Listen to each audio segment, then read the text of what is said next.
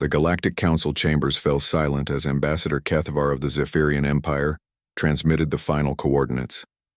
The holographic display showed Earth's northern hemisphere, a small blue dot marking the target. New Geneva Children's Sanctuary, home to 847 orphaned children from across the solar system. The humans will capitulate once they understand the cost of defiance, Kethvar declared, his chitinous mandibles clicking with satisfaction. One surgical strike and their foolish resistance ends. Admiral Voss, the grizzled Terran representative, sat motionless in his chair. His weathered hands gripped the armrests until his knuckles turned white, but his voice remained steady. That facility houses children, Kethvar. Innocent lives. Collateral damage, the Zephyrian dismissed with a wave of his four-armed appendage. Your species should have considered the consequences before refusing our generous annexation offer.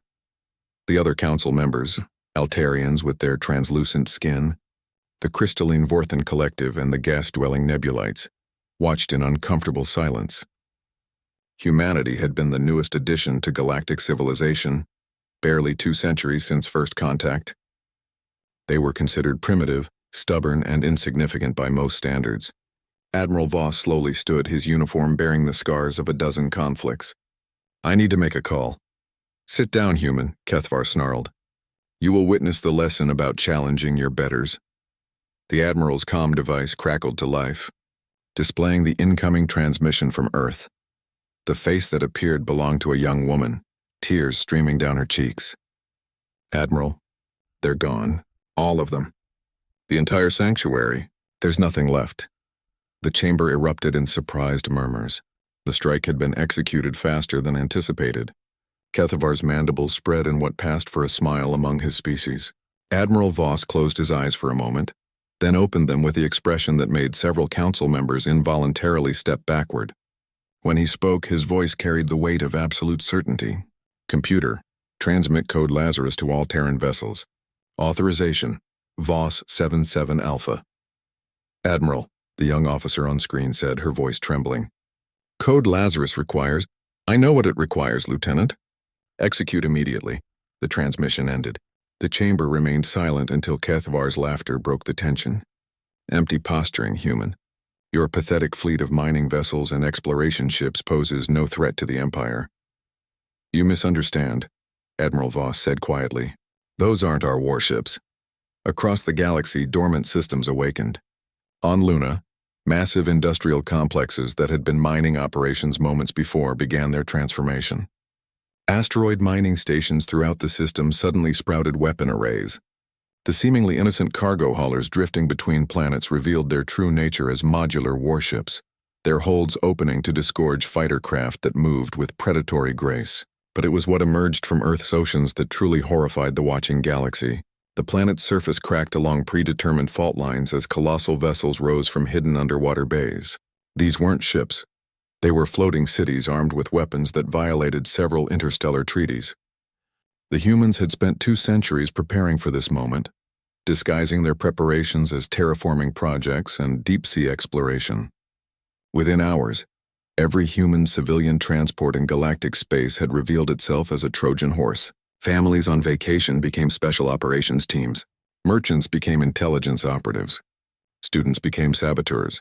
The galaxy discovered that humanity had spent the past 50 years seeding every major system with sleeper agents. The Zephyrian home fleet was the first to fall. Admiral Chen's flagship, previously registered as a grain transport, unleashed a barrage that turned their primary battle station into cosmic dust. The efficiency was surgical, terrifying in its precision. Impossible, Kethvar whispered, watching the tactical displays. No species could hide such military capacity.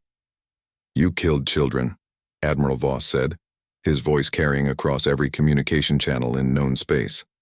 Human children, children from every species in this council, whom we had taken in and protected. The revelation struck the other species like a physical blow. The New Geneva Sanctuary hadn't just housed human orphans. It had been home to young beings from across the galaxy, victims of wars, disasters, and abandonment, all cared for by human families. The Altarian representative's translucent skin flushed deep purple with shame. We didn't know. You didn't ask, Voss replied. Just like you didn't ask what those mining operations on Luna were really building. Just like you didn't ask why humans were so eager to take jobs in your military sectors, your shipping lanes, your communication networks. The Nebulite Collective's gaseous form contracted in horror as they realized the implications. Humans had infiltrated everything, everyone. Not as conquerors, but as protectors, caretakers, the species that said yes when others turned away the unwanted and unloved.